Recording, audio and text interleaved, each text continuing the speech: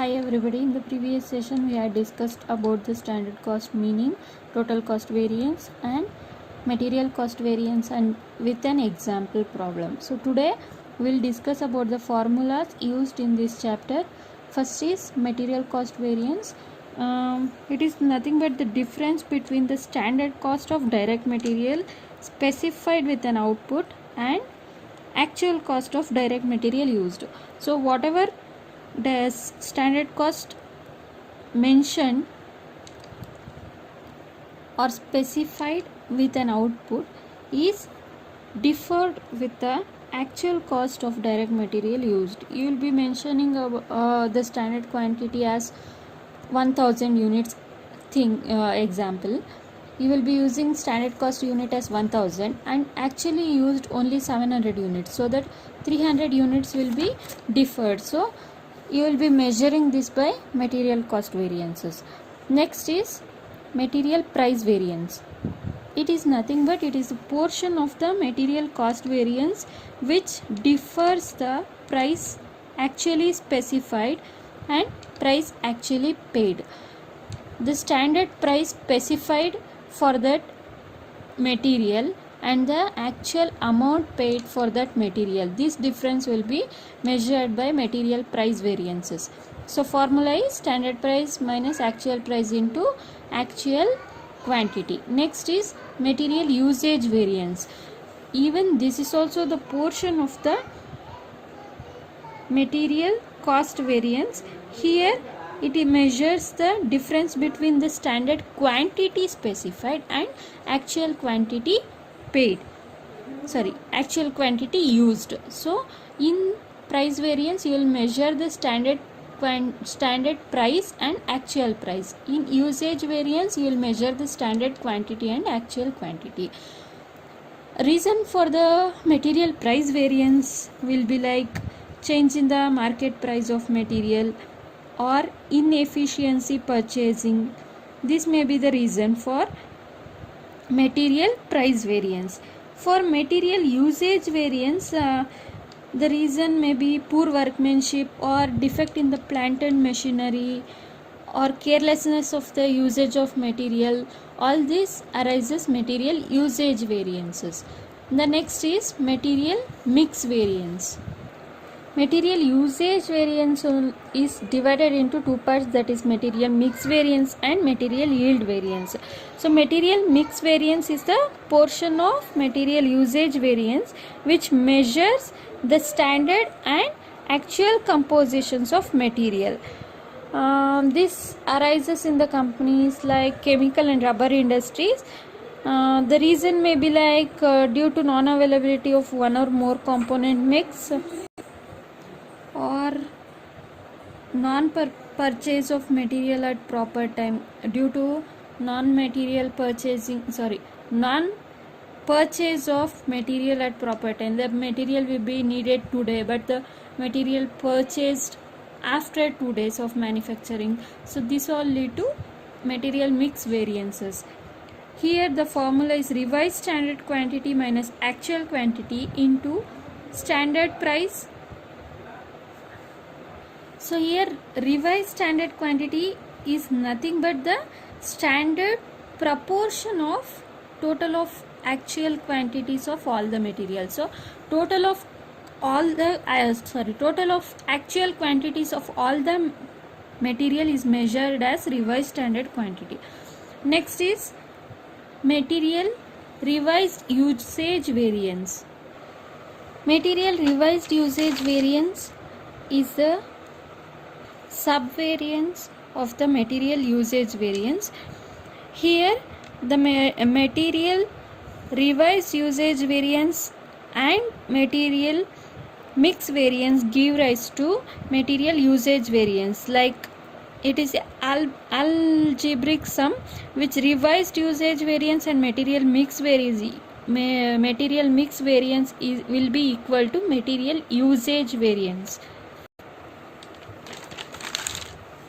Here next is material yield variance. Material yield variance is nothing but it is the difference between the standard yield specified and actual yield obtained. So whatever the standard yield specified and actual yield obtained give rise to material yield variance. Next is labor cost variance. So labor cost variance is nothing but it is the difference between standard direct labor cost specified and actual direct labor cost incurred. Whatever may be the standard direct labor cost specified, but actually how much will be the direct labor cost paid. This difference arises to labor cost variance. Next is labor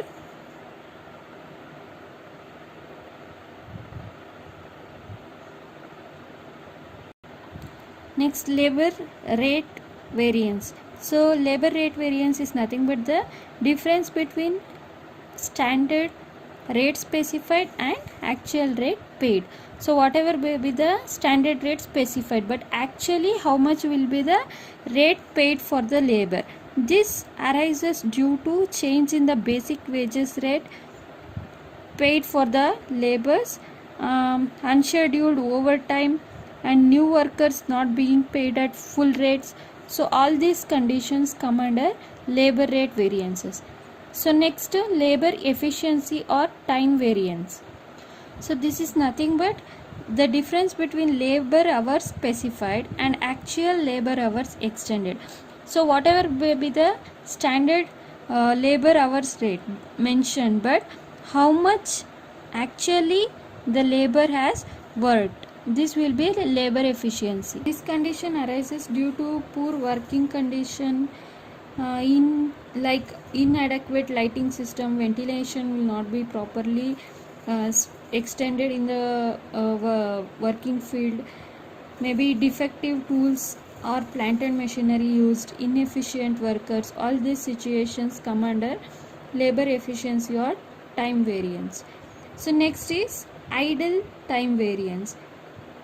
This is the portion of labor efficiency variance, where labor efficiency variance is divided into three types, that is idle time variance, labor mix variance, and labor revised efficiency variance or labor yield variance.